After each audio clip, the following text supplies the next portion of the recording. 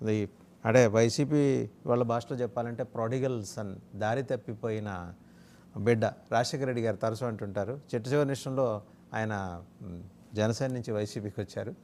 So to start with ఉప్పలక్ష్మణ్ గారు, గడిచిన 2-3 రోజులుగా డెవలప్మెంట్స్ మీరు చూస్తున్నారు. నిజంగా తెలుగుదేశంలో ఒక కాన్ఫిడెన్స్ అయితే వచ్చింది, తెలంగాణ తెలుగుదేశంలో. సో రాబోతున్నాం అధికారంలోకి, ఇక బీజేపీ తోటి అవసరమైతే ఈక్వేషన్స్లో సర్దుకొని 2029 క్యాప్చర్ చేద్దాం అధికారం అనే ఒక కాన్ఫిడెన్స్ని బాబు ఇవ్వగలిగినట్టు ఈ 2-3 రోజుల్లో జరిగిన కార్యక్రమాల ద్వారా అర్థమవుతుంది. ఏమంటారు?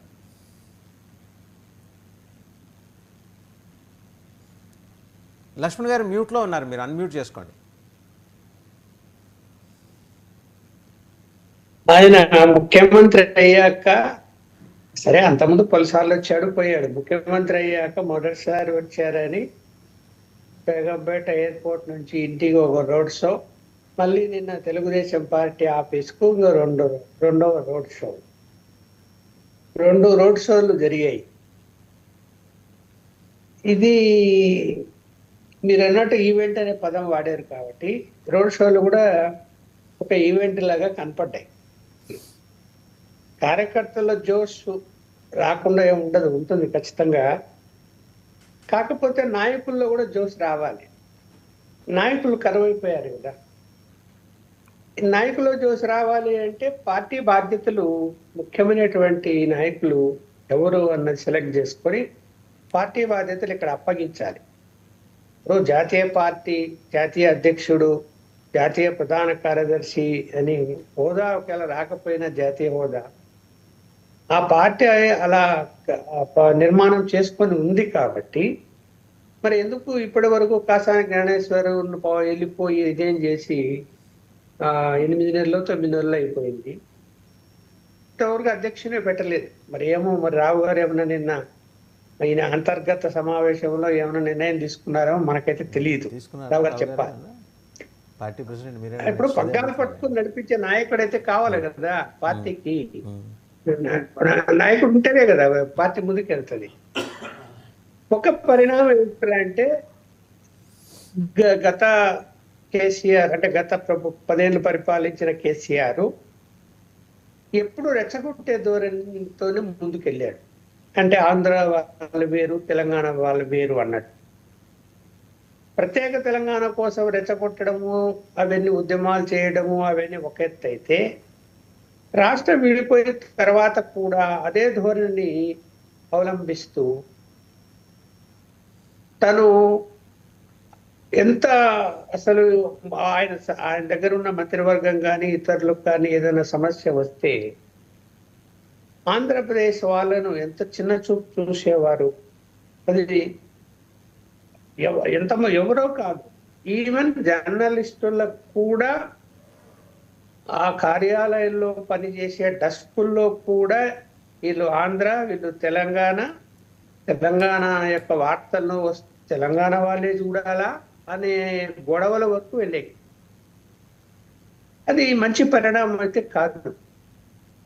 ఎందుకంటే దేశవ్యాప్తంగా మన యొక్క భారతదేశ సార్వభౌమత్వాన్ని దృష్టిలో పెట్టుకున్నప్పుడు, దేశ సమగ్రతను దృష్టిలో పెట్టుకున్నప్పుడు ఇవాళ ఇతర రాష్ట్రాల నుంచి ఎంతమంది వచ్చి ఇక్కడ వ్యాపారాలు చేసుకుంటున్నారు హైదరాబాద్లో, అలాగే ఇక్కడ వాళ్ళు ఎంతమంది ఇతర రాష్ట్రాలకు వెళ్ళి వ్యాపారాలు కానీ ఉద్యోగాలు కానీ చేసుకుంటున్నారు. అలా ఒక రాష్ట్రంలో ఉన్నంత మాత్రాన ఇంకొక రాష్ట్రం వాళ్ళు రెచ్చగొట్టడము ఎంతవరకు అంటే వ్యక్తిగతంగా కూడా బెదిరింపులు, వ్యాపార సంస్థలను కూడా బెదిరింపులు, ఇవన్నీ జరిగాయి కొంతకాలం. అది ఎప్పటికీ మంచి పరిణామం కాదని అనుకునే వాళ్ళమంటే అది అదృష్టం అంటే మన ఆంధ్రప్రదేశ్ ప్రజల అదృష్టం పోతేమో కేసీఆర్ ఓడిపోయారు, కాంగ్రెస్ పార్టీ అధికారంలోకి వచ్చింది. దట్టు ఉన్నటువంటి ముఖ్యమంత్రి తెలుగుదేశం పార్టీ నుంచే వచ్చాడు కాబట్టి ఆయన రాజకీయమే కలిసి ప్రారంభమైంది కాబట్టి సన్నిహితమా శిష్యుడా గురువా అనేది పక్కన పెడితే ఇప్పుడు ఆయన ముఖ్యమంత్రి, అక్కడ చంద్రబాబు నాయుడు గారు ముఖ్యమంత్రి. ప్రత్యేకించి ఈ యొక్క ఆంధ్ర తెలంగాణ రాష్ట్ర యొక్క వివాదాలు ఏవైతే ఉన్నాయో వాటి పరిష్కారం దిశగా ఒక అడుగు ముందుకు వేయటం నిజంగా అభినందించాల్సిన అంశం. అది ఎటు తిప్పి ఎటు వచ్చినా కూడా నష్టపోయింది ఆంధ్రప్రదేశ్ తెలంగాణ కంటే, రాష్ట్రం విడిపోవటం వలన. కాబట్టి ఆ నష్టాన్ని పూడ్చుకోవాలి అంటే ఏవో ఆస్తులు వస్తాయి, ఏవో డబ్బులు వస్తాయి అన్నది కాదు. భవిష్యత్తులో ఇరు రాష్ట్రాల మధ్య సఖ్యత ఉంటే వ్యాపారాలు చేసుకున్న వాళ్ళు కానీ ఇతర రంగాల్లో పనిచేసినటువంటి వాళ్ళు కానీ ప్రశాంత వాతావరణం ఉంటే ఏమవుతుందంటే పెట్టుబడులు కూడా అట్లా ఆంధ్రప్రదేశ్ కూడా వస్తాయి. రియల్ ఎస్టేట్ కూడా ఇప్పుడు అమరావతి అని నిర్ణయించడం వలన రియల్ ఎస్టేట్ బిజినెస్ పెరిగింది. ఇక్కడ పెట్టుబడి పెట్టే వాళ్ళు అక్కడ కూడా పెట్టుబడి పెడతారు. ఇవన్నీ కూడా సామరస్య ధోరణితో ఉండటం వల్ల ఏంటంటే అంతకుముందు అభద్రతా భావం ఉంది. ఇప్పుడు అభద్రతా భావం తొలగిపోతుంది 5 సంవత్సరాలని భావిస్తుంది. తర్వాత ఏం జరుగుతుంది అనేది 5 సంవత్సరాల తర్వాత మనం అప్పుడు మాట్లాడుకోవాలి. బట్ ఓవరాల్గా అంటే లక్ష్మణ్ గారు నా ప్రశ్న, ఓవరాల్గా తెలంగాణ తెలుగుదేశంలో అయితే ఒక 100కి 500% జోష్ నిండింది కదా, అందులో అప్రిషియబుల్ ఫ్యాక్టర్ ఒకటి కనిపిస్తుంది కదా ఖచ్చితంగా. తను చంద్రబాబు నాయుడు గారు స్వయంగా వచ్చి పాల్గొని, అలాగే అంతకుముందు మరుసటి రోజు కూడా ఇక్కడ తెలంగాణ ముఖ్యమంత్రిని కలిసి ఈ విభజన చట్టంలో అంశాల మీద మాట్లాడుకొని కమిటీలు వేయాలని నిర్ణయించుకోవడము, ఇవన్నీ కూడా తెలంగాణ ప్రాంతంలో అనగి మనిగి ఉన్నటువంటి తెలుగుదేశం వాళ్ళకి నిజంగా జోష్ వచ్చింది, నో డౌట్. కార్యకర్తల్లో కూడా అరే మన పార్టీ కూడా ఇక్కడ ఉంటుంది ఇంకా భవిష్యత్తులో. అయితే దానికి నిర్మాణం చాలా 10 సంవత్సరాలు నష్టపోయింది పార్టీ కూడా. ఎందుకంటే పోటీ చేయకపోవడము, సరైన నాయకుడు లేకపోవడము, రకరకాల కారణాల వలన నష్టపోయింది. సరే పుంజుకుంటుందా పుంజుకోదా అంటే పుంజుకునే అవకాశాలు ఉంటాయి. ఎందుకంటే జనము ఒక్కొక్క పార్టీ మీద అసంతృప్తి వ్యక్తం చేసినప్పుడు ఆల్టర్నేట్ చూస్తారు. ఇవాళ ఎన్ని చెప్పినా కూడా బీఆర్ఎస్ పార్టీ నుంచి ఎందుకు అందరు ఎమ్మెల్యేలు, ఎమ్మెల్సీలు, మేయర్లు అందరూ వలస వెళ్ళిపోతున్నారు కాంగ్రెస్ పార్టీకి? ఇంకా వాళ్ళకి ప్రయోజనం లేదు, భవిష్యత్తులో పార్టీ ఎదుగుతుందో లేదో, ఇంకా ఉంటుందో లేదో అనే ఒక అనుమానం వచ్చినప్పుడు ఇప్పుడు కాంగ్రెస్ పార్టీ వర్సెస్ బీజేపీ కనపడుతున్నది తెలంగాణలో ప్రస్తుతం. కానీ Congress party versus BJP Congress party తన ప్రత్యర్థిగా భావించి పనిచేస్తుంది. ఇప్పుడు తెలుగుదేశం బీజేపీ పొత్తు ఆంధ్రప్రదేశ్లో ఉంది కాబట్టి ఇక్కడ కూడా తెలుగుదేశం బీజేపీ పొత్తు కంటిన్యూ అయ్యేటువంటి అవకాశాలు ఉన్నాయి కదా. ఉన్నప్పుడు రేపొద్దున రాబోయేటువంటి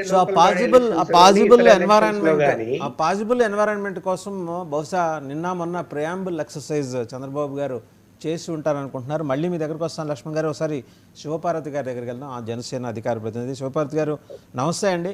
నిన్న మీ నాయకుడు క్యాడర్స్కి, లీడర్స్కి ఒక హెచ్చరిక జారీ చేశారు. లేనిపోని వివాదాలు సృష్టించే వ్యాఖ్యలు చేయమాకండి, అధికారుల మీద, ప్రభుత్వం తీరు మీద మాట్లాడమాకండి, ఆధారాలు లేకుండా అసలు మాట్లాడొద్దన్నారు. ఒకవేళ ఆధారాలు లేకుండా మాట్లాడితే కఠిన చర్యలు తీసుకుంటాం. అంటే ఒక బ్యాలెన్స్డ్ గవర్నెన్స్ కోసం ఆయన ప్రయత్నం చేస్తున్నారు.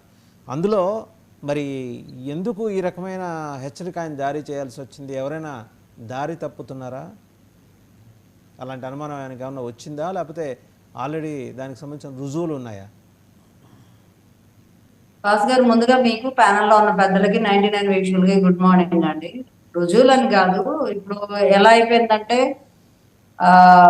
మాట్లాడేటప్పుడు గత ప్రభుత్వాన్ని విమర్శిస్తూ అంటే తారతమ్యం చూస్తూ మాట్లాడతారు కదా, డిఫరెన్సెస్ గురించి మాట్లాడేటప్పుడు ఒక్కొక్కరు కొంచెం తడబాటుగా కానీ ఏదైనా తప్పుగా కానీ మాట్లాడితే అది కూటమిలో ఉన్న నేతలకి కానీ మిగతా పార్టీల నేతలకి ఇబ్బందికరంగా ఉంటది. సో దాన్ని స్ట్రీమ్ లైన్ చేసే ఉద్దేశంతో, అలాగే ఇప్పుడు ఒక వైసీపీ ఒక మైండ్ గేమ్ స్టార్ట్ చేసింది. ఏంటంటే రీసెంట్ గా భరత్ ఉన్నారు కదా, రాజమండ్రి భరత్, అతను ఏంటంటే పవన్ కళ్యాణ్ గారిని పోగొడుతూ టీడీపీ వాళ్ళని తగ్గిస్తూ మాట్లాడుతున్నారు, టీడీపీని బీజేపీని తగ్గిస్తూ మాట్లాడుతున్నారు. అంటే మా పార్టీని పెంచుతూ, అంటే అదొక మైండ్ స్ట్రాటజీ తోటి స్టార్ట్ అవుతుంది అనమాట. ఇది ఎవరు బుర్రకి ఎక్కించుకోకుండా దాన్ని, అంటే ఇప్పుడు వీళ్ళ మైండ్ గేమ్ లో వీళ్ళు ట్రాప్ లో పడకుండా ఉండడం కోసం కార్యకర్తల్ని స్ట్రిక్ట్ చేసే అంటే వైసీపీ ట్రాప్ లో పడకుండా ఎప్పటికప్పుడు అలర్ట్ చేస్తా ఉంటారు. దానిలో భాగంగానే నేను అనుకుంటున్నాను. అది కాక అధికారికంగా ప్రకటన రాకుండా పార్టీ యాక్టివిటీస్ లో అధికారులతోటి జనసేన శ్రేణులు పాల్గొనొద్దు, అది కూడా చాలా క్లియర్ గా చెప్పారనమాట. అంటే జనసేన లీడర్స్ కానీ సెకండ్ గ్రేడ్ క్యాడర్ కానీ ఎవరైనా సరే మేము ఇంటిమేషన్ ఇచ్చే వరకు మీరు అధికారికంగా అధికార ప్రోగ్రామ్స్ లో పాల్గొనొద్దు అని కూడా చాలా క్లియర్ చెప్పారు. ఎందుకంటే రానున్న కాలంలో నామినేటెడ్ పోస్టులు వేయాలి కాబట్టి ముందుగానే అందరూ ఇష్టం వచ్చినట్లు పాల్గొనడం జరుగుతుంటే దానికి ఒక ప్రోటోకాల్ విధి విధానం అనేది ఉండదు. అదొక కన్ఫ్యూజన్ క్రియేట్ అయ్యే పరిస్థితి ఉంటుంది రానున్న రోజు. కాబట్టి శివపార్వతి గారు ఇక్కడ మీకే శివపార్వతి గారు మీరే మాట్లాడారు. ఆయన మాట అనటానికి గల కారణం ఏంటంటే మీ నాయకురాలు ఈ మధ్యకాలంలో ఒక పార్టీలో మంచి పొజిషన్లో ఉన్న అధికార ప్రతినిధి ఈ ఆడపిల్లల మిస్సింగ్కి సంబంధించి చేసిన వ్యాఖ్యలు దుమారం రేపాయి. దాని వెనకాల తెలుగుదేశం కార్యకర్తలు ఉన్నారు, అయినా హోంమంత్రి పట్టించుకోవట్లేదు అనే పద్ధతిలో ఆమె మాట్లాడింది కొంచెం అధిష్టానం దృష్టికి వెళ్ళిందిట. సో ఇవేవో మేము చూసుకుంటాం కదా, మీరేవో పార్టీ ఇచ్చిన మామూలుగా దాంట్లో ఒక 4-5 సుభాషితాలు ఉంటాయి, వెళ్ళి మాట్లాడేస్తారండి, ఇంతకు మించి వివాదాలు చేయమాకండి ఆమెతో చెప్పినట్టు తెలిసింది. అదేనా లేకపోతే ఇంక ఇతరత్ర కారణాలు ఏమైనా ఉన్నాయా? అదొకటే కాదండి, పార్టీ లైన్స్ కి డిఫర్ అయ్యి ఎవరు మాట్లాడినా, పార్టీ లైన్ దాటి మాట్లాడినా, ప్రభుత్వం మీద సొంతగా విమర్శలు చేసిన, పార్టీ పదవిలో ఉండి కూటమి ప్రభుత్వానికి అగైనెస్ట్ గా ఎవరు వ్యాఖ్యలు చేసినా కూడా ఊరుకోము అనే క్రమశిక్షణ అయితే ఫస్ట్ నుంచి ఉంది. దాన్ని అతిక్రమించిన ప్రతి ఒక్కరి మీద చర్యలు అయితే ఉంటాయి. ఎందుకంటే పార్టీ ఒక లైన్ లో ఉంటే వాళ్ళు డిఫర్ అయ్యి ఇంకొక లైన్ మాట్లాడుతూ ఉండి కన్ఫ్యూజన్ వాతావరణాన్ని క్రియేట్ చేసే పరిస్థితి ఉంది. కాబట్టి ఒక పొలిటికల్ పార్టీగా ఆ కట్టుదిట్టమైన నిబంధనలు అనేవి ఫస్ట్ నుంచి ఉన్నాయి. దాన్ని ఇంకొంచెం ఎక్కువ బిగించారనమాట. అంటే అందరూ ఒక స్ట్రీమ్ లైన్ అయి నడవాలి కాబట్టి ఇప్పుడు ఇంకా జాగరూకతతో ఉండాల్సిన అవసరం ఉంది. అధికారంలో ఉన్నప్పుడు, అధికారంలో లేనప్పుడే మేము చాలా అలర్ట్ గా ఉన్నాం. ఒకటి అలా ఏదైనా డిఫర్ అయి మాట్లాడి ఒకవేళ గైడ్ లైన్స్ ఫాలో అవ్వక, లేకపోతే అర్థం కాకో, లేకపోతే వాళ్ళు వేరే ఇంటెన్షన్ తో చెప్పినా అది ఇంకొకలాగా ప్రొజెక్ట్ అయినా, సో ఇవన్నీ ఇబ్బందులు ఉంటాయి. కాబట్టి కొంచెం అలర్ట్నెస్ గా ఉండాలి అనే విధానంతోనే నాయకుల్ని స్ట్రిక్ట్ చేసిన విధానం అనమాట ఇది. అంతేగాని ఎవరిని ఇబ్బంది పెట్టేది కాదు. పార్టీలో కట్టుబాటుగా నడవాలి అనే రేగిడి లక్ష్మణరావు గారు, చాలా వివాదాలు అలాగే కేసులు మిమ్మల్ని చుట్టుముడుతున్నాయి. రిషికొండ ప్యాలెస్ నేలమాళిగల్లో దాచిపెట్టిన సీక్రెట్ ఫైల్స్, వాటి సంగతి సిఐడి ఒక 2-3 రోజుల్లో తేల్చబోతోంది. మొత్తం ఇన్ఫర్మేషన్ లీక్ అయింది. దాంతో మీ నాయకుల గుండెల్లో దడ మొదలైంది. దానికి తోడు తిరుమల తిరుపతి దేవస్థానంలో జరిగిన బోల్డన్ అక్రమాలు. సో వెంకటేశ్వర స్వామి మీద కూడా తిరుమల వెంకన్నకు కూడా నిబంధనలు పెట్టి ఆయన్ని కూడా కట్టడి చేసిన విధానం, ఇవన్నీ ఒకటొకటి బయటకు వస్తున్నాయి. ఇంకా దాంతోపాటు అగ్రిగోల్డ్ భూములు, సీజ్ చేసిన అగ్రిగోల్డ్ భూములు అమ్మినట్లు ఆరోపణలు ఎదుర్కొంటున్న జోగి రమేష్ కుటుంబం మీద, జోగి రమేష్ బంధువుల మీద కూడా సిఐడి ఎంక్వైరీ మొదలవుతుంది. వీటి ఫైల్స్ అన్నీ రిషికొండ ప్యాలెస్లో నేలమాళిగల్లో దాపెట్టారట. మీకు ఏమన్నా ఐడియా ఉందా అండి? వాసుదేవన్ గారు, మీకు ప్యానల్ ఉన్న పెద్దలకి, డబుల్ టీవీ వీక్షకులకి, యజమాని గారు హృదయపూర్వక నమస్కారాలు. ఈ రోజున 75వ జయంతి జరుపుకుంటున్న దివంగత నేత డాక్టర్ వైఎస్ రాజశేఖర రెడ్డి గారికి మరి జోహార్లు తెలియజేసుకుంటున్నాం. అలాగే ఎందుకంటే ఒకటే సార్ వాసుదేవన్ గారు, ఏవైనా ఆరోపణలు చేసేటప్పుడు ఖచ్చితంగా మన దగ్గర దాని మీద పూర్తి సమాచారం ఉండాలి, దాని మీద పూర్తి ఆధారాలు ఉండాలి.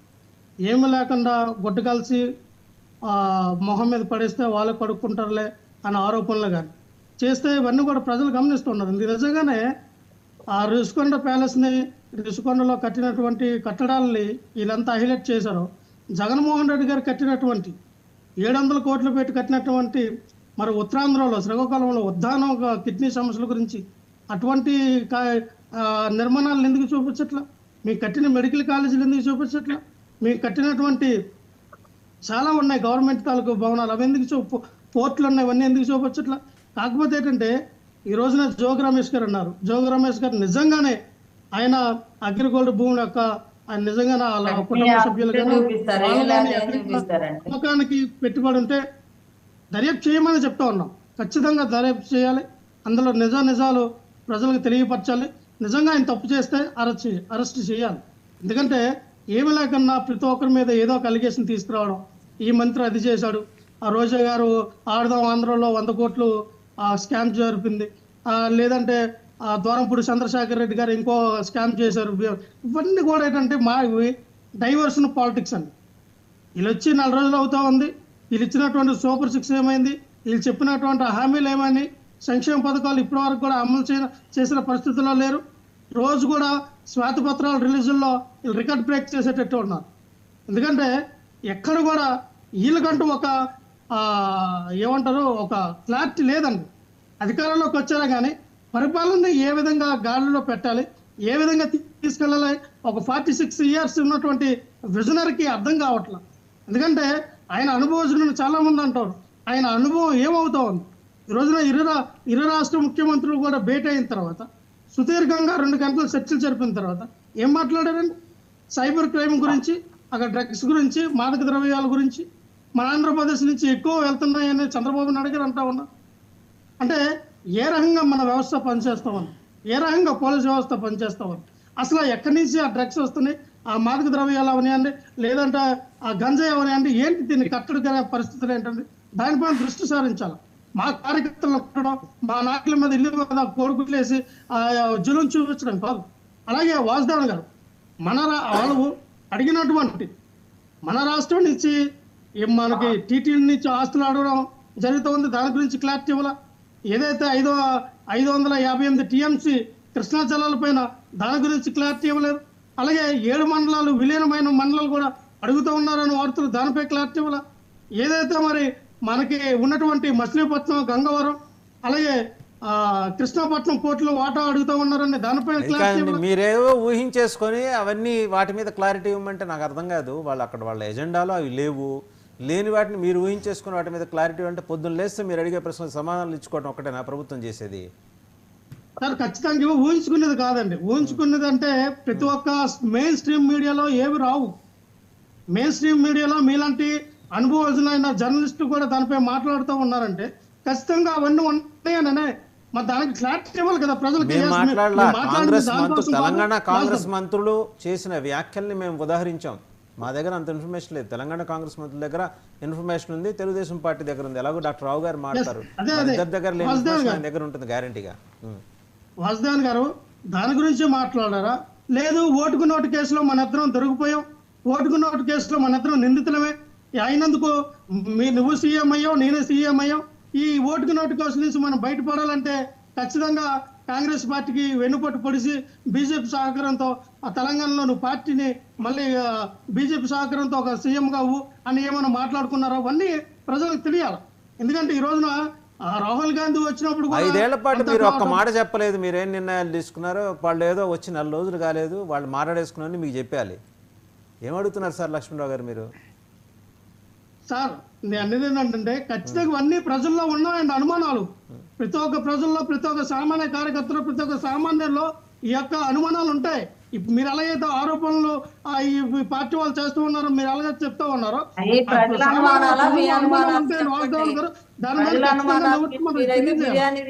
అగ్గిలిచ్చి వచ్చారు తప్పితే ఏం చేసింది ఏం లేదు. మేము బిర్యానీ టీ తాగామా, కాఫీ తాగామా ఆ రోజు జరిగినాయి. మాట్లాడింది ఒకటి, బయటకు వచ్చి చెప్పింది ఒక విధానం కదా. ఈ రోజున లోపల ఖచ్చితంగా ఓటుకు నోటు కేసు గురించే మాట్లాడారు. విత్ విజువల్స్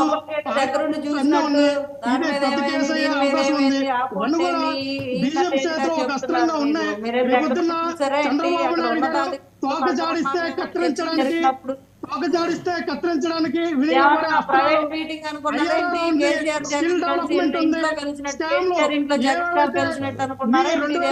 నుంచి 19 వరకు జరిగినటువంటి స్కామ్లన్నింటిలో కూడా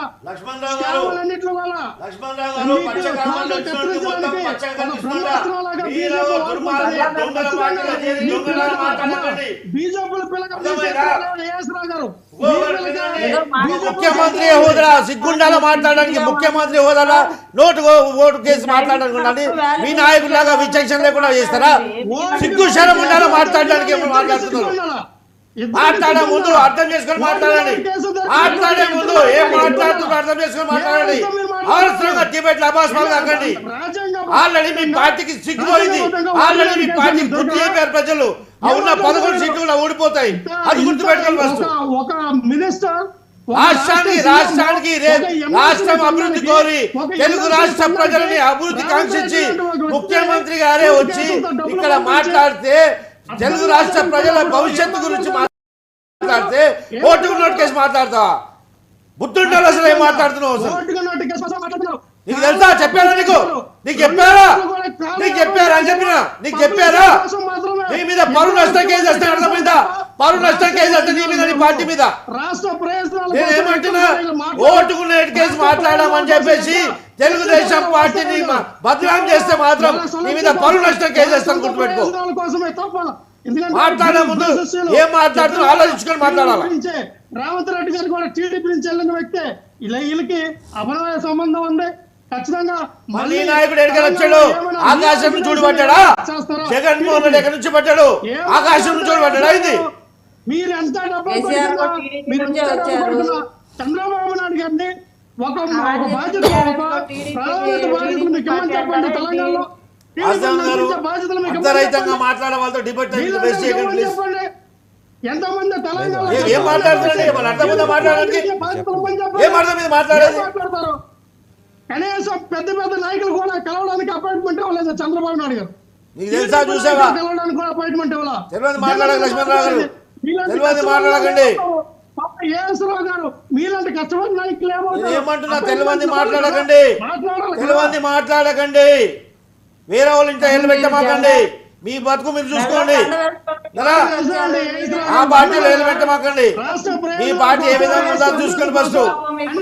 అరే మీ పార్టీలో గెలిచిన ఎమ్మెల్యే పూర్తి పదవి కాలం అయిపోయింది, ముఖ్యమంత్రి కలిసే ముఖం లేదు, అది చూసుకోరు. మీరు మా గురించి చెప్తారా?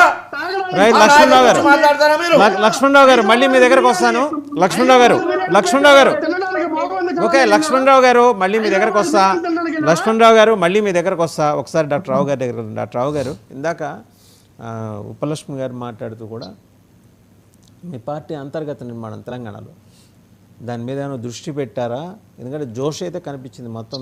నేను ఇందాక చెప్పిన 4 ఏరియాల్లో నిజం గెలవటం, దానికి సంబంధించిన హోర్డింగ్స్ బాగా అసలు అద్భుతంగా. క్యాడర్స్ అందరూ రోడ్ల మీదకి వచ్చారు. నాయకులు కనపడలేదు కానీ క్యాడర్స్ మొత్తం రోడ్ల మీదకి వచ్చారు. సో వీళ్ళకి ఏమైనా ఉత్సాహాన్ని నింపే కార్యక్రమం ఏమైనా చేశారా చంద్రబాబు గారు?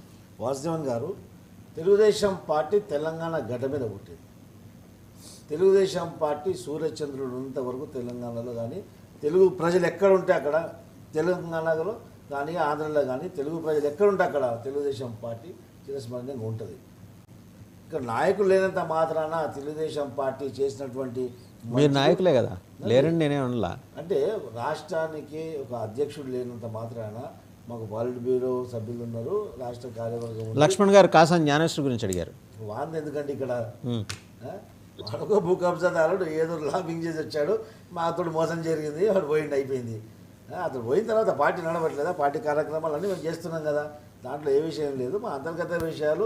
తెలుగుదేశం పార్టీ ఒక సుదీర్ఘంగా 45 సంవత్సరాలు 43 సంవత్సరాల చరిత్ర ఉన్న పార్టీ. మాకు ఏ విధంగా నడపాలో తెలుసు. మా నాయకుడి మీద మాకు అందరికీ నమ్మకం ఉంది. మీరు చూసారు కదా, ఒక్కరోజు మా నాయకుడు వస్తే మొత్తం వేరే పార్టీలో మొత్తం గుండెలు రైలు పట్టుకెడుతున్నాయి. అది తెలుగుదేశం పార్టీ లేదనుకున్నామరా, ఎక్కడ లేచిందని చెప్పేసి. తెలుగుదేశం పార్టీ అంటే అది. ఏ విధంగా స్లీపర్ సెల్స్ లేచి అటాక్ చేస్తావో ఆ విధంగా తెలుగుదేశం పార్టీ లేచి అటాక్ చేస్తుంది. ఇంకోటి ఈ వైసీపీ పార్టీ లాంటి వాళ్ళు సచిన పాములాగా ఉన్నారు. ఇప్పుడు అలా గ్యారెంటీ తెలుగులో ఏమంటారంటే మా హైదరాబాద్లో 11 గ్యారెంటీ. మిమ్మల్ని మీరు స్లీపర్ సెల్స్ తో పోల్చుకోవటం కొంచెం ఇబ్బందికరమైన వ్యవహారం. ఏమంటున్నా అంటే ఒక ప్రతిపక్ష పార్టీలకు స్లీపర్ సెల్స్ లాగా ఉంటామేమన్నాడు. తెలుగుదేశం కార్యకర్తలు ఒక ప్రజల గురించి ఏ విధంగా ఆ విధంగా పనిచేస్తారు. ఇప్పుడు మొత్తం సచిన పాములాగా వాడిన వాళ్ళు కూడా మా మీద విమర్శిస్తే ఎట్లా అండి? నిన్నటి వరకు కొంతమంది వైసీపీ నాయకులు రేవంత్ రెడ్డి తెలుగుదేశం పార్టీ నాయకుడు కాబట్టి, తెలుగుదేశం పార్టీ వచ్చింది కాబట్టి చంద్రబాబు నాయుడు హోర్డింగ్. అరే ఎవటన్నా కొడుకు హోర్డింగ్ కల్పించింది? రేవంత్ రెడ్డి చంద్రబాబు నాయుడుకి ఏం సంబంధం? ఇప్పుడు వాళ్ళు కాంగ్రెస్ పార్టీ అధికారంలో ఉంది, అది ఉన్న వేరే కూటమి, మేము ఎన్డీఏ కూటమి ఉన్నాము. కానీ ఒక ముఖ్యమంత్రి హోదాలో ఈ ప్రభుత్వం మాట్లాడుకొని తెలుగు రాష్ట్ర ప్రజల హితం కోరి తెలుగు రాష్ట్రాల అభివృద్ధి కాంక్షించి రాజకీయాలు పక్కకు పెట్టి ఒక మంచి ఒక సంస్కృతికి వాళ్ళు ఇది చేశారు. తెలుగు రాష్ట్ర ప్రజలు మీరు గతంలో జగన్మోహన్ రెడ్డి కానివ్వండి, ఈ కేసీఆర్ కానివ్వండి, ఇద్దరు చెట్టపట్టలు వేసుకొని తిరిగి అక్కడ వీళ్ళు ఈయన సన్మానం ఇచ్చి అతను ఈయనకు సన్మానం చేసి ఏం చేశారు? ఇంతటికి అంత అభినవాన సంబంధం ఉన్నప్పుడు ఏ విధంగా ఎన్నికల రోజు నాగార్జున సాగర్లో అది రాష్ట్ర సరిహద్దు కాకుండా దేశ సరిహద్దు లాగా పాకిస్తాన్ ఇండియా బార్డర్ లాగా ఏ విధంగా మీరు యుద్ధ వాతావరణం నెలకొల్పారు? యుద్ధ వాతావరణం ఏ విధంగా సృష్టించారు? మీరు సెంటిమెంటల్ బతికే ఒక విషపురుగులు, మీరు విషజీవులు. ప్రాంతీయ భావాన్ని ఎక్కడ అవసరం అయితే అక్కడ ఈ ప్రాంతీయ భావాన్ని వాడుకొని ప్రజలు తెలుగు రాష్ట్ర ప్రజల మధ్యలో వైరం క్రియేట్ చేసి ఆ యొక్క సెంటిమెంట్ని వాడుకొని బతికారు మీరు అందరూ. మేము సెంటిమెంట్ని వాడుకొని బతకట్లేదు. మేము ఈ రాష్ట్ర ప్రజలని రెండు తెలుగు రాష్ట్రాలని అభివృద్ధి చేయాలనుకుంటున్నాము. రెండు తెలుగు రాష్ట్రాలని అక్కడ విలీనమైన మండలాల్లో ఏ విధమైన సమస్యలు ఉన్నాయి, కొన్ని గ్రామాలు ముంపులో మునిగిపోతున్నాయి, దానికి ఏ విధంగా చేయాలా? అదే కాకుండా గాంజాయి అక్రమంగా ఇక్కడ రవాణా జరుగుతుంది, అక్కడ పండించడం జరుగుతుంది, అక్కడ కోస్టాల్లో గాంజాయి పండించడం జరుగుతుంది, ఇక్కడ కూడా గాంజాయి మత్తు పదార్థాలు మాదక ద్రవ్యాలు అనేది విపరీతంగా పెరిగిపోతున్నాయి. ఒక మహారాష్ట్రానికి సంబంధించి మేము చూసుకుంటే అక్కడ నుంచి వస్తున్నాయి. అంటే ఇరు రాష్ట్రాలు కూడా దీనిపైన కలిసి పోరాడితే దీని మీద ఉక్కువాదం ఇది ఇరాడికేట్ చేసే పరిస్థితి ఉంటుంది. కాబట్టి ఒక కమిటీలు వేసాం. ఈ యొక్క డ్రగ్స్ గాంజాయి మీద కాకుండా అనేక విషయాలలో ల్యాండ్ ఆర్డర్ సంబంధించి కూడా పరస్పరం సహకరించుకుంటే తెలుగు రాష్ట్రాలు అభివృద్ధి జరుగుతాయని చెప్పేసి మంచి ఒక ఆకాంక్షతో ముందుకెళ్తున్నాం. దాన్ని ఓర్వలేకుండా ఈరోజు చేస్తుండ్రు. ఈరోజు ఇంత మాదక ద్రవ్యాలు పెరగడం, ఇంత గాంజాయి పెరగడం మీరు చేసిన కథ కాదా? శివుడి పేరు చెప్పి అమ్మాయిలు ఎత్తుకపోయి ఏం చేస్తుండ్రు?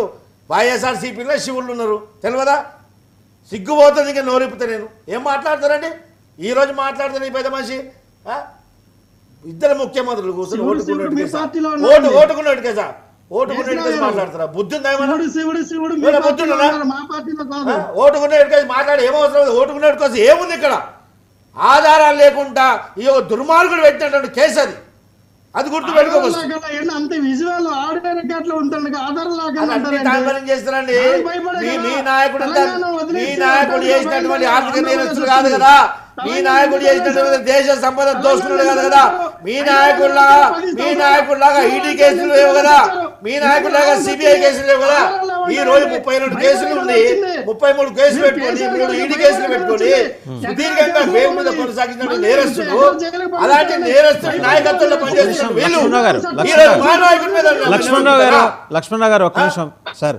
డాక్టర్ రావు గారు, 2 ఇంపార్టెంట్ అంశాలండి. ఇప్పుడు మొన్న చర్చలు అవన్నీ అయిపోయిన తర్వాత సరే గంజాయి మీద ఫోకస్ పెట్టాను. మనల్ని మన రాష్ట్రాలని బీలిటిల్ చేసుకునే వ్యవహారాన్ని మాట్లాడుకోవడానికి అది వేదిక? ఏది గంజాయి గురించి అక్కడ మాట్లాడుకునే బదులు అది అంతర్గతంగా ఏదో బయటికి చెప్పి మాట్లాడాల్సిన అవసరం ఏం లేదు కదా. గంజాయి పంట సాగు అనేది ఇది ఇవాళ కొత్తగా వీళ్ళు వచ్చిన తర్వాత మొదలైందేం కాదే, ఎప్పటి నుంచో ఉన్నదే. గత 5 సంవత్సరాల్లో గాంజాయి విక్రేత గాంజాయి పంట అనేది విచ్చలవిడిగా జరిగింది. యథేచ్ఛగా పండించారు. ఎక్కడెక్కడో దాచుకుని పంటల మధ్యలో మీరు ఎన్డీఏ కూటమిలో ఉన్నారు కదా, మీ కూటమి ప్రభుత్వాలు ఢిల్లీ అవతలు కూడా ఉన్నాయి కదా. వెళ్తుంటే డెహ్రాడూన్ వెళ్తుంటే మీరు ఢిల్లీ ఎయిర్పోర్ట్ నుంచి దిగి డెహ్రాడూన్ ఎయిర్పోర్ట్లో దిగి లోపలికి వెళ్తుంటే రోడ్డుకి రెండు వైపులా గంజాయి పండిస్తుంటారు. ఏ రోజు మాట్లాడలేదు మీరు? ఢిల్లీ, జార్ఖండ్, బీహార్ అక్కడి నుంచి కూడా పంట కోసుకొచ్చి తెలుగు రాష్ట్రాలు కంపేర్ చేయలేదండి. తెలుగు రాష్ట్రాల యొక్క స్వాభిమానం, తెలుగు రాష్ట్రాల యొక్క ఇంపార్టెన్స్ వేరే ఉంది.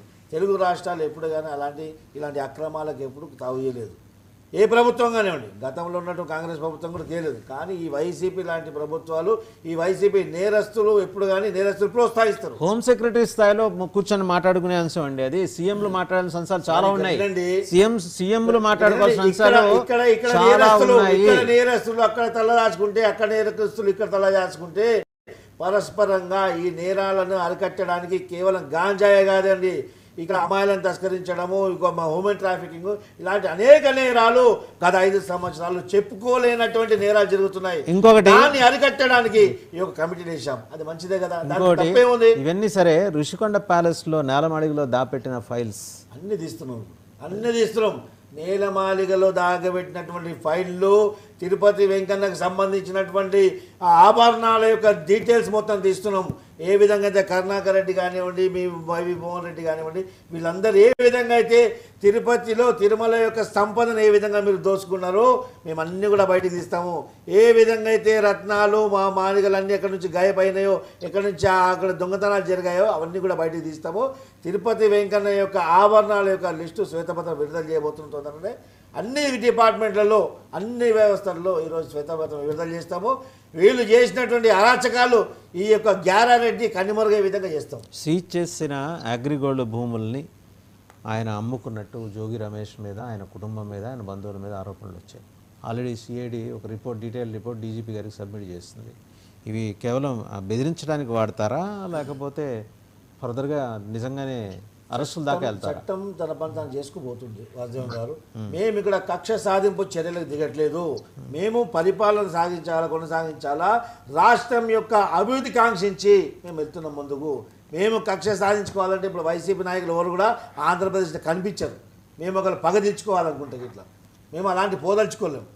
ఆల్రెడీ సచిన పావును ఇంకేం సంపాలని చెప్పి మేమేమో వాళ్ళు జోలికి పోవట్లేదు. రైట్. ఒకసారి కాంగ్రెస్ నాయకులు నేతి మహేశ్వర్ గారి దగ్గరికి వెళ్దాం. మహేశ్వర్ గారు, చూస్తున్నారు ఈ డెవలప్మెంట్స్ 2-3 రోజులుగా ఆంధ్రప్రదేశ్ చుట్టూ, ఆంధ్రప్రదేశ్ కోసం జరుగుతున్న రాజకీయాలు అంటారా, లేకపోతే ఇతరత్ర ఇక్కడ తెలుగుదేశం అయితే తెలంగాణలో బలంగా వెళ్ళుకోవడానికి కావాల్సినంత మెకానిజాన్ని ఆల్రెడీ సిద్ధం చేసుకుంది.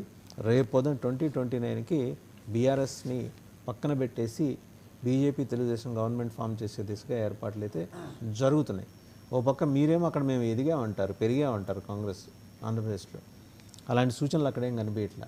మీ కేవీపీ గారికి మరి కాన్ఫిడెన్స్ ఏంటో తెలియదు, కానీ జాతీయ పార్టీలు మాత్రమే ఉంటాయి. ఇక 2029 ఎన్నికల్లో ప్రాంతీయ పార్టీలు ఉండవు. సార్, ఆంధ్రప్రదేశ్లో ముఖ్యంగా మనం చూసుకుంటే నేను మొదటి నుంచి కూడా చెప్తున్నా, ఎలక్షన్ అయిపోక ముందు కూడా ప్రభుత్వాలు మారుతాయి కానీ విధానాలు మారు అని చెప్తా ఉన్నాను నేను. ఎందుకంటే వాళ్ళు మేనిఫెస్టో చూసినా కానీ, ఇలా రెడ్ బుక్ చూసినా కానీ, రెడ్ బుక్ అంటే నేను వస్తే అదే చేస్తానని. సో మేము అనుకుంటున్న ఆంధ్రప్రదేశ్ ప్రశాంతంగా ఉండాలి, ఆంధ్రప్రదేశ్లో బతకడానికి హ్యాపీగా ఉండాలి, లా అండ్ ఆర్డర్ ఉండాలి అనేది ఎక్కువ ఎక్స్పెక్ట్ చేస్తాం. అలాంటి పరిస్థితి గత గవర్నమెంట్ తాలూకా కేసులు తీసుకున్నారు, తీయటంలో ఇబ్బంది లేదు, అవన్నీ కూడా చేయాలి కూడా. గత గవర్నమెంట్ తాలూకా కేసులన్నీ ఇప్పుడే తీస్తున్నారంటే మీనింగ్ ఏంటంటే ఆ గవర్నమెంట్లో వ్యవస్థలు పనిచేయలేదు అనేది మనం గుర్తించాలి. పోనీ ఆ కేసులు అన్నీ కూడా ప్రయారిటీ ప్రకారం చేస్తున్నారంటే అది కూడా లేదు. ఇప్పుడు నేను చెప్పాలంటే కార్పొరేషన్స్ తాలూకా డెట్ స్కామ్ ఉంది ఇంచుమించు, చాలా వరకు బ్యాంక్ లోన్లు ఇచ్చారు. ఆ డెట్ స్కామ్స్ కానీ బయటకు తీస్తే ఈ గవర్నమెంట్ మళ్ళీ చేయలేదు. సో మీకు ఇక్కడ లాజిక్ అర్థం అవ్వాల్సింది. వాళ్ళకి ఎక్కడైతే అవసరం ఉందో అది ఇప్పుడు అగ్రిగోల్డ్ కూడా మీరు తీశారు. ఈయన ఎవరైతే ఉన్నారో భూములు కొట్టేసాడు. దీని పరంపర ఇప్పటి నుంచి కాదు, గత ప్రభుత్వం నుంచి జరుగుతూనే ఉంది. ఈవెన్ టీడీపీ నుంచి కూడా అసలు అగ్రిగోల్డ్ భూములు కొట్టడానికే అగ్రిగోల్డ్ సంస్థను చంపారనేది రూమర్ అది. సో ఇది బ్యాక్వర్డ్కి వెళ్ళాలి. బ్యాక్వర్డ్కి వెళ్లకుండా ఈ అధికారులు కానీ వ్యవస్థ కూడా ఎంతవరకు అంతవరకు పనిచేస్తున్నారు. ప్రభుత్వం మారినప్పుడల్లా ఏ ప్రభుత్వానికి ఆ ప్రభుత్వానికి ఒత్తాసు పలకటం మొదలుపెట్టారు. ఇది ప్రాబ్లం ఆంధ్రప్రదేశ్లో. ఇదే లా అండ్ ఆర్డర్ లేదు. లా అండ్ ఆర్డర్ ఉంటేనే, అంటే వ్యవస్థలన్నీ కూడా సక్రమంగా పనిచేస్తేనే ఉంటుంది అనేది మనం చూడాలి. Coming to the Congress party వచ్చేకి ఆంధ్రప్రదేశ్లో ఎందుకు బలపడుతుంది అంటే ఈ రెండు పార్టీల వల్లే బలపడుతుంది అనుకోండి. అంతే మేబీ మా ప్రయత్నం ఇంకా లోపం ఉండొచ్చు, మేబీ నాయకత్వం ఇంకా తయారు చేసుకోవచ్చు. కానీ నేను మొన్న ఎలక్షన్లో పోటీ చేసినప్పుడు ప్రతి గ్రామం తిరిగాను. Congress party Congress party Congress party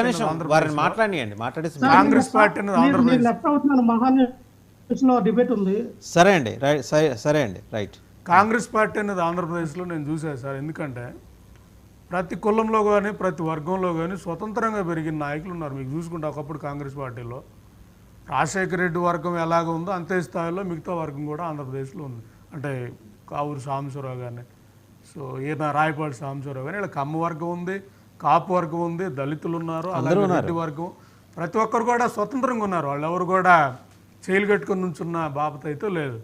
ఇప్పుడు ఈ రెండు పార్టీల్లో మనం చూస్తే కంపెనీలు చెప్పాలంటే ఈ రెండు కంపెనీలు, ఒక కంపెనీ ప్రైవేట్ లిమిటెడ్ బులువు, ఇంకో ప్రైవేట్ లిమిటెడ్ కంపెనీ వచ్చి పసుపు అంట. నేను ఆ రెండు కంపెనీ లిమిటెడ్లో బాసులు ఉంటారు, ఎంప్లాయీలు ఉంటారు, సిస్టమ్ అంతా అలా వెళ్ళే పరిస్థితి ఉంది. కాబట్టి ఈ పరిస్థితిని ప్రజలు గమనిస్తున్నారు, మిడిల్ క్లాస్ వాళ్ళు గమనిస్తున్నారు, మధ్యతరగతి ఉన్న నాయకులు కూడా గమనించే పరిస్థితి. కాబట్టి మధ్యతరగతి వాక్యం చాలా ఉంది ఆంధ్రప్రదేశ్లో. ఈ నాయకులంతా కూడా కొత్త ఆల్టర్నేటివ్ ఫోర్స్ చూస్తూ ఉన్నారు. వాళ్ళందరూ కూడా రాహుల్ గాంధీ అంటే బాగా అభిమానం ఉంది కాబట్టి ఆంధ్రప్రదేశ్లో కేవీపీ గారు చెప్పిన దాంట్లో ఎలాంటి అతిశయోక్తి లేదు, ఎందుకంటే రూట్ లెవెల్లో ఉన్నాడు కాబట్టి అది జరుగుతుంది. కమింగ్ టు తెలంగాణ వచ్చేకి ఇక్కడ టీడీపీ పార్టీ ఏదైతే ఉందో తెలంగాణలో పుంజుకుంటుందంటే, టీడీపీ పార్టీకి ఒకప్పుడు వెన్నుదన్నుగా ఉన్న కులం కమ్మ కులం, అలాగే బీసీలు వాళ్ళంతా ఆల్రెడీ ఎప్పుడో షిఫ్ట్ అయిపోయారు. సో మోస్ట్లీ కమ్మ కులం అంతా కూడా ఇప్పుడు కాంగ్రెస్తో ఉంది, కొంత బీఆర్ఎస్తో ఉన్న వాళ్ళు కూడా గ్రేటర్ హైదరాబాద్లో షిఫ్ట్ అయ్యే పరిస్థితి ఉంది. కాబట్టి ఆ పార్టీ అనేది ఇంకా తెలంగాణలో మనుగడ అనేది నాకు తెలిసి ప్రశ్నార్థకమే చెప్పాలంటే. సో ఇది దీని తాలూకు. ఇక్కడ నేను చెప్పదలుచుకుంది అసలు రాష్ట్రంలో ఈ రెండు ప్రభుత్వాలకు సంబంధించి మీరు పార్టీ గురించి మాట్లాడారు కదా, మీ కాంగ్రెస్ పార్టీ చరిత్ర మేము చెప్తాను. ఏ విధంగా అయితే దేశాన్ని విడదీసి ఆర్టికల్ 370 అవన్నీ మరుసటి రోజు పార్టీ చరిత్ర చెప్తున్నా. దేశ నిర్మాణంలో మా పార్టీ ఉంది, ఆ విధంగా చేశారు. దేశ నిర్మాణంలో మా పార్టీ ఉంది. నిర్మాణం ఏ విధంగా చేశారు? చంద్రబాబు నాయుడు గారు మా పార్టీ నుంచి వచ్చారు. కాంగ్రెస్ మీ నాయకుడు ప్రస్థానం మా పార్టీ, చెప్పేది మీ నాయకుడు పుట్టిన మా పార్టీ, చెప్పేది మా పార్టీ గారు ఆర్టికల్ 370 తెచ్చి వక్ఫ్ బోర్డ్ యాక్ట్ తెచ్చి ఏ విధంగా తెలుగు రాష్ట్రాన్ని విడదీసి కూడా మళ్ళీ అక్కడ తెలుగు రాష్ట్రాలను నాశనం చేసి పార్లమెంట్ లో రాష్ట్ర విభజన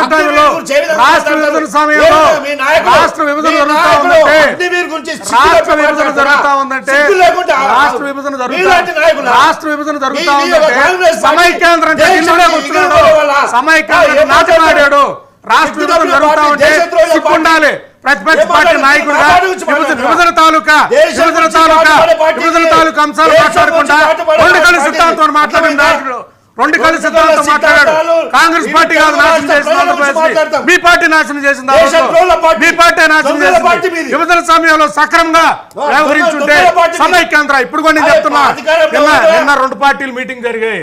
హైదరాబాద్ ఆదాయంలో ఆటో అడుగు, వాళ్ళు మన పోర్ట్లో వాటర్ అడిగినప్పుడు హైదరాబాద్ ఆదాయం అడుగు. ఎందుకంటే హైదరాబాద్ కూడా ఉమ్మడిగా అభివృద్ధి చేసింది కదా. ఎందుకు అడిగాడు? వీళ్ళ కంపెనీ వీళ్ళ ఆస్తులు అన్ని హైదరాబాద్ లో ఉన్నాయి, అడిగే దమ్ము లేదు. మాట్లాడు ఆంధ్రప్రదేశ్ వాళ్ళు వచ్చి తెలంగాణ వచ్చాయి ఆంధ్రప్రదేశ్ కోర్టులో వాళ్ళు అడిగితే మీరు హైదరాబాద్ ఆదాయం ఎందుకు అడగలేదు?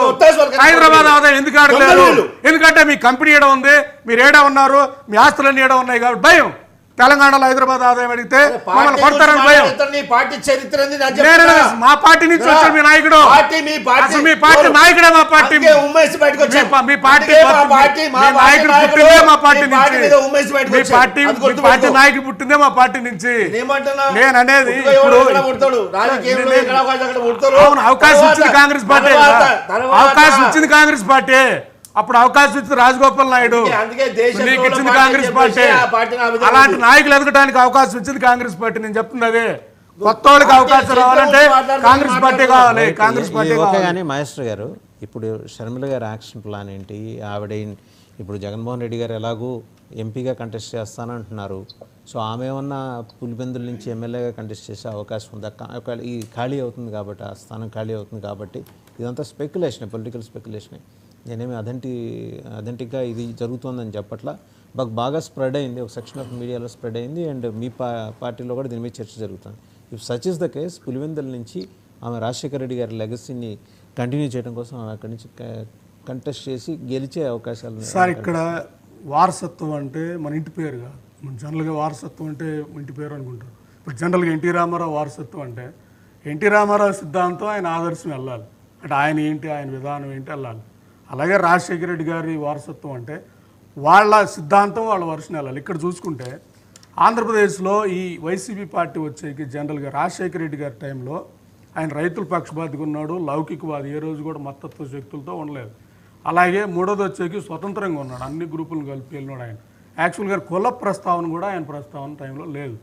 ఇవన్నీ కూడా రాజశేఖర రెడ్డి గారి లెగసీని క్యాప్చర్ చేసి మొత్తం ఓట్ బ్యాంకులతో షిఫ్ట్ చేసుకొని ఇప్పుడు వచ్చిన ఈయన విధానంలో వన్ సైడ్గా ప్రైవేట్ లిమిటెడ్ కంపెనీ, ఇంకోటి బీజేపీతో మనం కూడా చూసాం, బీజేపీకి ఈయన పొత్తు పెట్టాల్సిన అవసరం ఉంది. అంటే ఆయన ఓట్ బ్యాంక్ వేరు, ఆయన వెళ్తున్న చర్యలు వేరు. కాబట్టి మొత్తం కింద క్యాడర్ నేను చూసాను రూట్ లెవెల్ వాళ్ళందరూ కూడా they are not happy with the YCP. ఇంకొక దారుణమైన పరిస్థితి ఏంటంటే కింద ఉన్న క్యాడర్ అంతా కూడా ఇది కూడా కాంగ్రెసే కదా అంటున్నారు.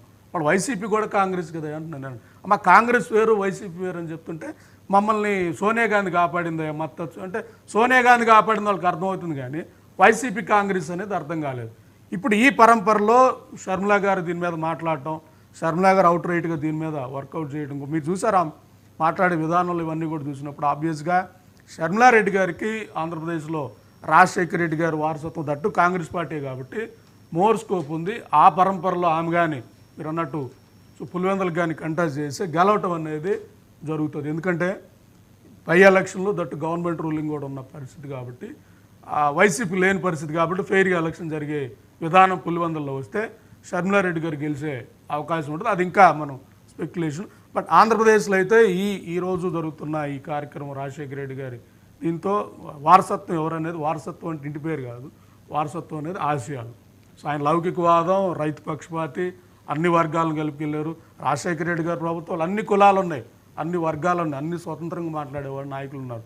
ఇప్పుడు ఈ ప్రాసెస్లు ఇది లేదు కాబట్టి వ్యాక్యూమ్ ఉంది. నేను చెప్పాలంటే వైసీపీలో ఉన్న మొత్తం కొద్దిగా స్వతంత్ర భాజాలు ఉండాలనుకున్న నాయకులందరూ కూడా కాంగ్రెస్ షిఫ్ట్ అవుతారు అనేది అది పెద్ద దూరం ఏం లేదు. కాకపోతే పార్టీ ఇంకా వర్కౌట్ చేయాలి, నిర్మాణం జరగాలి. ఒకసారి లక్ష్మణ్ గారు ఇంకా మేజర్ డెవలప్మెంట్స్ ఏంటంటే బీజేపీలో జరుగుతున్నాయి.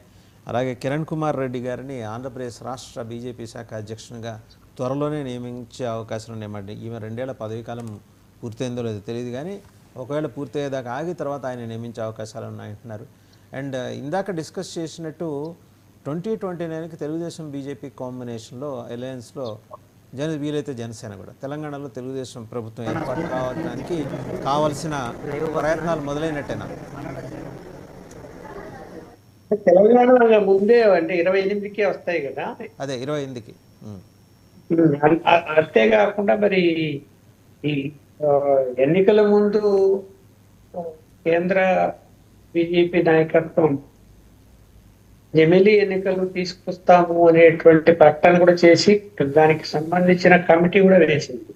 మాజీ రాష్ట్రపతితో ఆయన నివేదిక కూడా ఇచ్చాడు. కాబట్టి ఇప్పుడు మరి పూర్తి మెజారిటీ బీజేపీకి రాలేదు కాబట్టి మరి ఆ అంశాన్ని తెర మీద తీసుకురారా అన్నది ఇంకా చెప్పలేము. ఎందుకంటే జనగణన కూడా జరగాలి, జరిగిన తర్వాత ఒక నియోజకవర్గాలను కూడా రీఆర్గనైజ్ చేయాలంటే పెంచాలి కదా ఇవన్నీ కూడా. దాన్ని బట్టి మరి రాష్ట్రాలు కూడా అంగీకరించాలి, ఇవన్నీ సమస్యలు ఉన్నాయి. ఏమీ అంటే ఇది ఈ అంశం పక్కన పెడితే మాత్రం తెలంగాణ ఒక 8 నెలలు ముందుగానే ఎన్నికలు వస్తాయి కాబట్టి వాళ్ళ టార్గెట్ ఖచ్చితంగా బీజేపీ మళ్ళీ అధికారంలోకి, అంటే తెలంగాణలో ఎట్టి పరిస్థితుల్లో అధికారంలోకి నెక్స్ట్ ఎన్నికల్లో రావాలా అనేటువంటిది వాళ్ళ ప్లాన్ అయితే ఉంది, పక్కా ప్లాన్తో ఉన్నారు. అది తెలుగుదేశం పుంజుకునే తెలుగుదేశం కలిసి వస్తుందా, జనసేన కలిసి వస్తుందా అన్నది కూడా పరిగణలోకి తీసుకుంటారు. అయితే అంటే కాంగ్రెస్ పార్టీ ఇక్కడ బీఆర్ఎస్ పార్టీ వర్సెస్ బీజేపీ అన్నది పోయింది.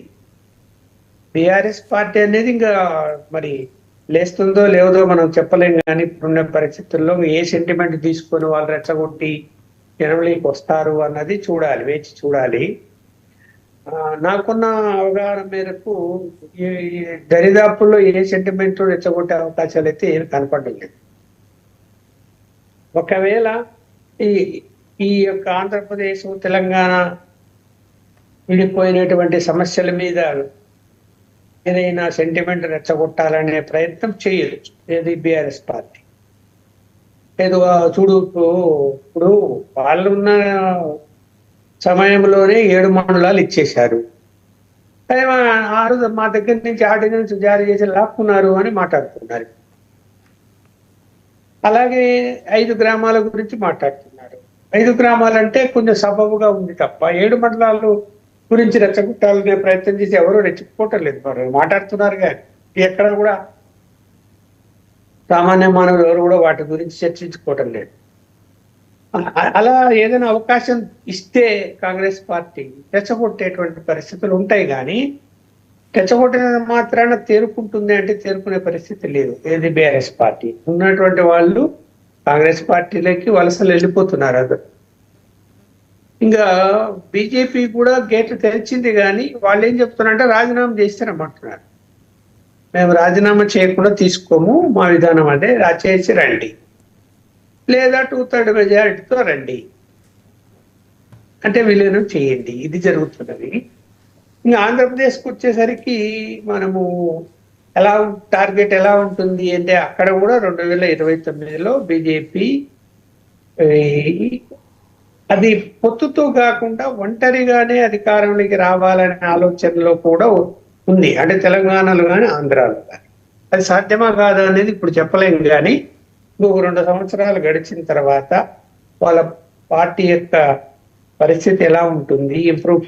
ఇప్పుడైతే ఎన్నికల్లో ఇంప్రూవ్ అయింది, నో డౌట్. ఎందుకు 10 మంది పోటీ చేస్తే 8 మంది, 12 పోటీ చేస్తే 8 మంది ఎమ్మెల్యేలు గెలిచారు, 3 పార్లమెంట్ సభ్యులు గెలిచారు.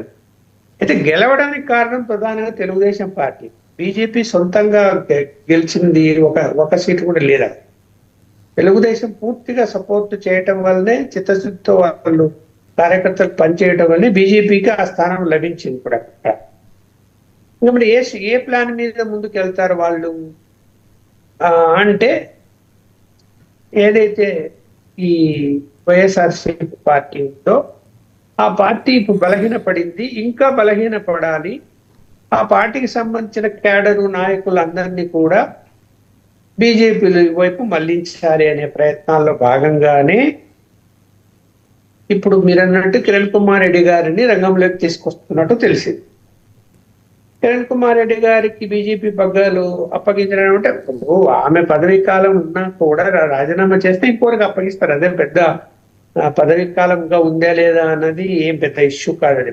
ఏ రాజకీయ పార్టీలో అయినా వాళ్ళకి అవసరం ఉన్నప్పుడు రాజీనామా చేపిస్తారు, ఇంకొకరు పెడతారు.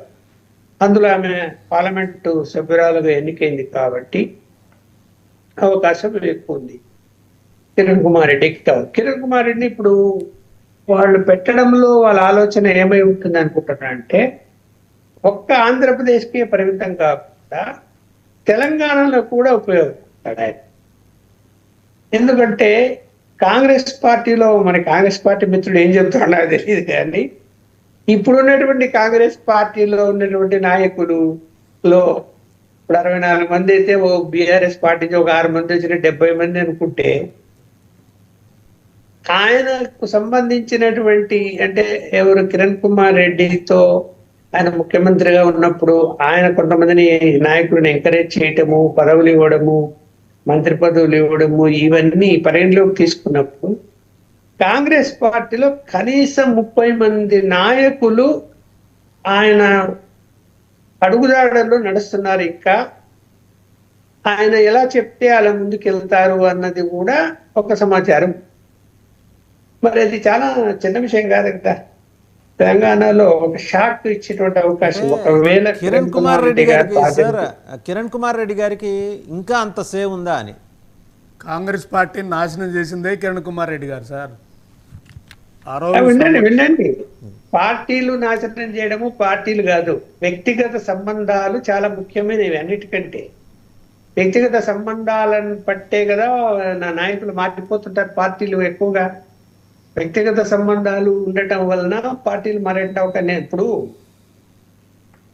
నేను ఒక కాంగ్రెస్ నాయకుడిని అడిగాను తెలంగాణలో, అంటే పేరు చెప్పకూడదు. ఇప్పుడు ఆయన ఏమన్నాడు తెలుసా, ఏంటి కిరణ్ కుమార్ రెడ్డి గారు బీజేపీలో చేరాడు కదా, ఇప్పుడు బీజేపీ అధ్యక్షుడై ఏదైనా అంటే, ఇక్కడ తెలంగాణ కాంగ్రెస్ నాయకుని ఒకరిని అడిగాను, ఇక్కడ కాంగ్రెస్ వాళ్ళ పరిస్థితి ఏంటంటే ఆయన ఏమన్నాడు తెలుసా, మాకు కొంత లైఫ్ ఇచ్చింది ఆయనే, ఒకవేళ కిరణ్ కుమార్ రెడ్డి గారు నక్సలైట్ గా మారితే కూడా మేము నక్సలైట్ గా మారుతామన్నాడు. అంటే ఎంత భక్తుడో ఆలోచించండి. తక్కువ ఉంటారు సార్ ఆడైనా. అందుకనే ఇప్పుడు తక్కువ మంది ఉండొచ్చు, ఎక్కువ తక్కువ అన్నది కాదు. ఉన్న 64 మందిలో 27 మంది ఉన్నా కూడా చిన్న విషయమా, లేదు 17 మంది ఉన్నా చిన్న విషయమా? పోనీ మీరు చెప్పండి. అట్లా రాజీనామా తీసుకుపోతే వెళ్ళిపోయారు అనుకోండి, అప్పుడు ఏంటి పరిస్థితి, ప్రభుత్వ పరిస్థితి? ఎందుకంటే కిరణ్ కుమార్ రెడ్డి గారి వల్ల ఆంధ్రప్రదేశ్ కాంగ్రెస్ పోయిందనేది రాష్ట్రం మొత్తానికి ఐడియా ఉంది. అలాగే తెలంగాణలో కూడా ఉంది, పార్టీని చంపాడని. అందువల్ల ఆయన మీద మీరు అనుకున్నంత ఇప్పుడు కూడా కాంగ్రెస్ ఎందుకంటే పార్టీని చంపుతాడు ఆయన. విభజన అనివార్యమని తెలిసి ఆయనకి 1 year ముందే తెలిసి మనకేం కావాలో సాధించాల్సింది వదిలేసి సమైక్యాంధ్ర అంటే ఎత్తుకొని మొత్తాన్ని మెస్అప్ చేసి ఆంధ్రప్రదేశ్ ఈరోజు అడుక్కునే స్థితికి రావడానికి మొదటి ముద్దాయి కిరణ్ కుమార్ రెడ్డి, రెండో ముద్దాయి చంద్రబాబు నాయుడు. ఇది సత్యం, చరిత్ర మారదు. చెప్పుకున్నా పోయినా కొంత టైం మీడియా కవరేజ్ చేసుకుని అవుతుంది, కానీ కాంగ్రెస్ కూడా ఆ రోజు భాగస్వామైన మెయిన్ ముద్దాయి వీళ్ళే. ఎందుకంటే విభజన జరుగుతుంది, విభజన అనివార్యమని తెలిస్తే నాకు ఆంధ్రప్రదేశ్కి ఏం కావాలి, ఆంధ్రప్రదేశ్కి ఏం ఉండాలని మాట్లాడాలి, కానీ సమైక్యాంధ్ర ఎత్తుకోవడం నాకేం అవసరం? విజయవాడలో ఉన్న నాకు సమైక్యాంధ్ర దేనికి అవసరం? వీళ్ళందరూ కూడా హైదరాబాద్ మీద మోజుతో, హైదరాబాద్ మీద ఇష్టంతో ఆ రోజు మా ఆంధ్రప్రదేశ్ గొంతు బిసికారు.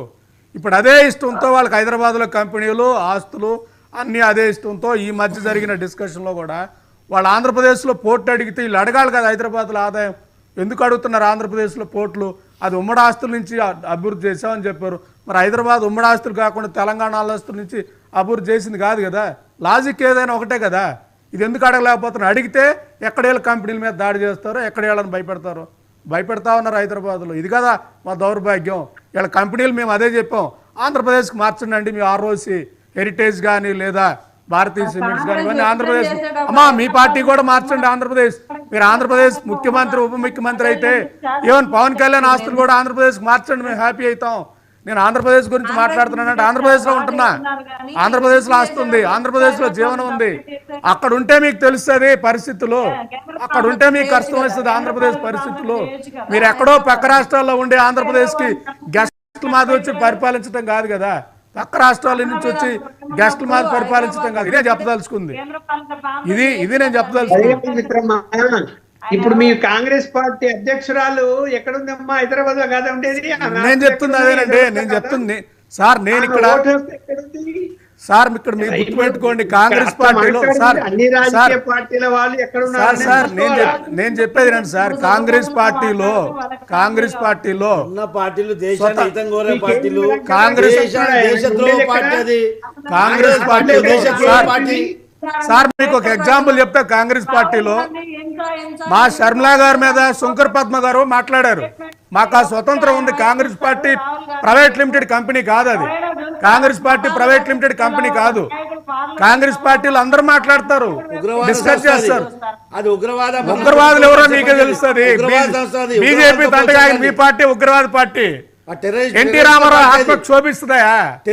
ఎన్టీ రామారావు ఏ రోజు మద్దతు పార్టీలతో మాండు, ఎందుకంటే ఆయన ట్రిపుల్ రామస్వామి వారసుడు ఎన్టీ రామారావు.